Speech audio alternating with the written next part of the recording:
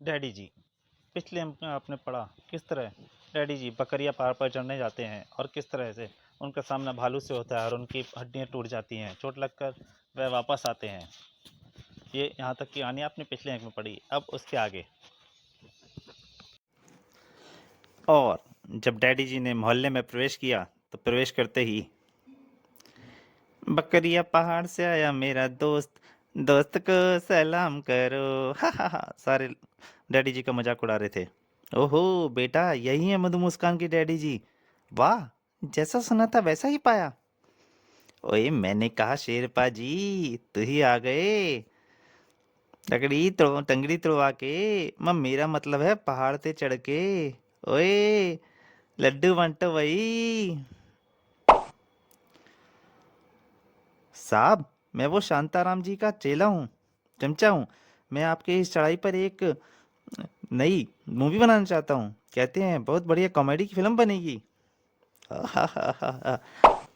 सब डैडी जी का मजाक उड़ा रहे थे। घर पहुंचकर डैडी ने देखा कि दादू जी भी आए हुए हैं। अरे डैडी, आप कब आए?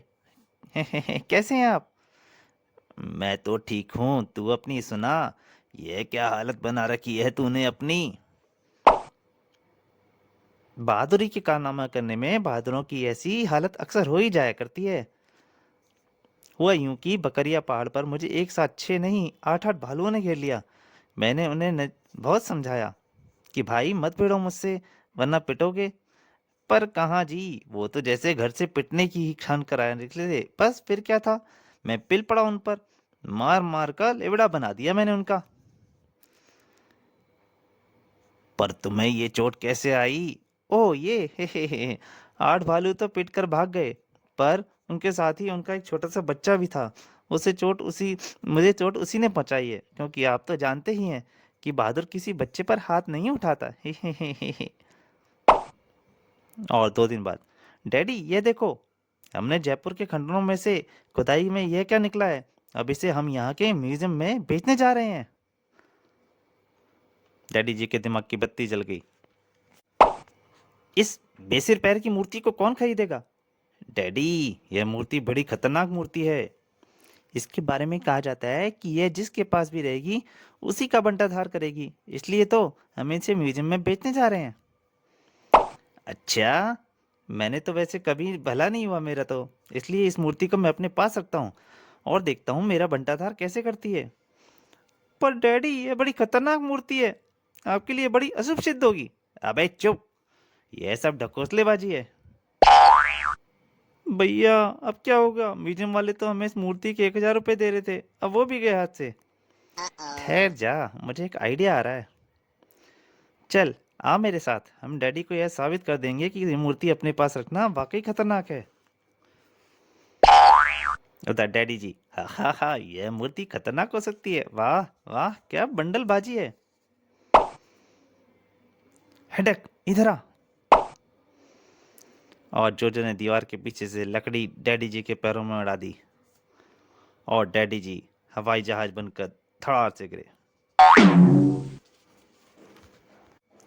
और चारों खाने चित हो गए। तभी हेडक पानी वाला पाइप भी ले आया और दीवार के पीछे से डैडी जी पर पानी डाल दिया। ओए, एक ही हुआ है पानी। और उसी बीच हाथ से झूलती हुई मूर्ति खटाक से डैडी जी के अपने ही सिर पर आ गिरी। कुर्र, अच्छा तो ये तुम हो दोनों। हेडक भाग। फड़क, मैं तो कब से भाग लिया। नहीं छोड़ूंगा, हाफ अब बना दूंगा। भागते भागते वे घास सर्रे भैंसा खोर प्रसाद इनके पास से गुजरे।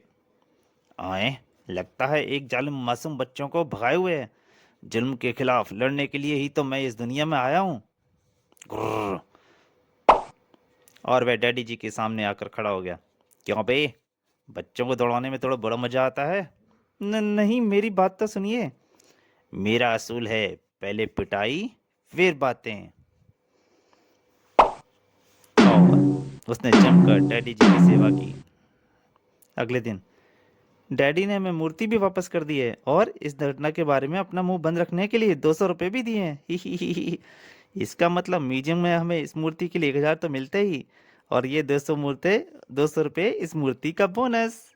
ही ही ही ही ही।